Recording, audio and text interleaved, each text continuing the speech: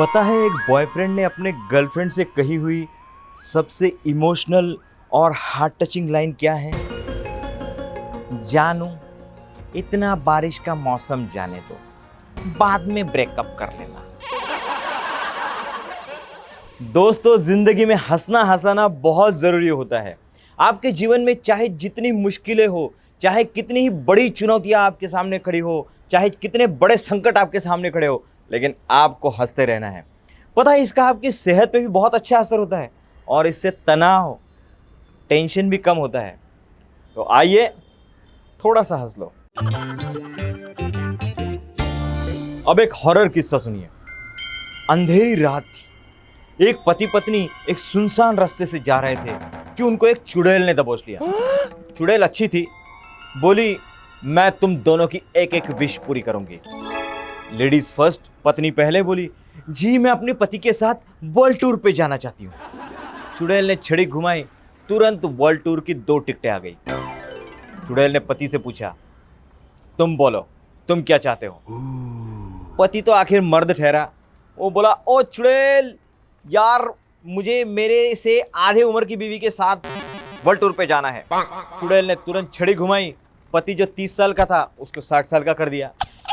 भैया, moral of the story, आदमी को कभी ये नहीं भूलना चाहिए कि चुड़ैल भी एक औरत होती है।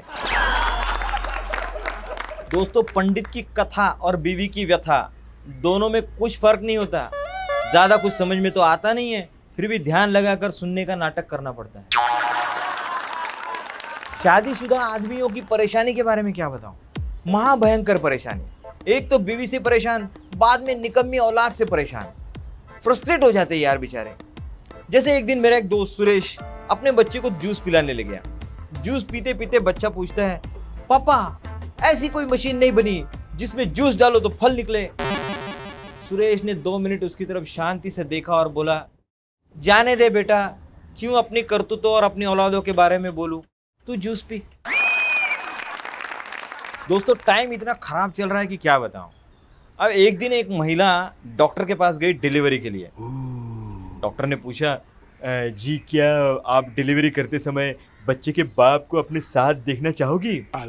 महिला ने कहा, नहीं, उन्हें मेरे पति पसंद नहीं करते, रहने दो। भाई साहब, डिलीवरी के लिए दूसरा डॉक्टर मंगवाना पड़ा क्योंकि ये डॉक्टर तो बेहोश हो गया सुन के। एक लड़के ने एक लड़की से कहा, तुम मेरी गर्लफ्रेंड बन जाओ।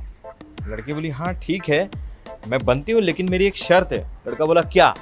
लड़की बोली, मैं तुम्हारे साथ वो सब नहीं करूंगी क्योंकि मैं अपना सब कुछ अपने पति के लिए बचा के रखना चाहती हूँ। लड़का भी भाई साहब कम चालू नहीं था। वो बोला, ठीक है, मंजूर है, लेकिन मेरी भी एक शर्त है। लड़की बोली, क्या? लड़का बोला, मैं तुम पे एक भी पैसा खर्च नहीं करूंगा क्योंकि मैं अपनी सारी दौलत अपनी पत्नी के लिए बचा के रखना चाहता हूँ। लड़की बोली, बाबू तुम भी ना हर बात दिल पे ले लेते हो, मैं तो मजाक कर रही थी सोना। दोस्तों, ये बाबू और सोना के नखरे और कुर्बानी के बकरे दोनों महंगे पड़ते, याद रखना। दोस्तों, हमारे इंडियन मीडिया के बारे में क्या कहे? वैसे तो कुछ ना कहे तो अच्छा है क्योंकि इनके रिपोर्टर कभी भी कहीं भी घुस जाते हैं। जैसे एक टीवी रिपोर्टर एक दिन एक खेत में घुस गया एक किसान का इंटरव्यू लेने।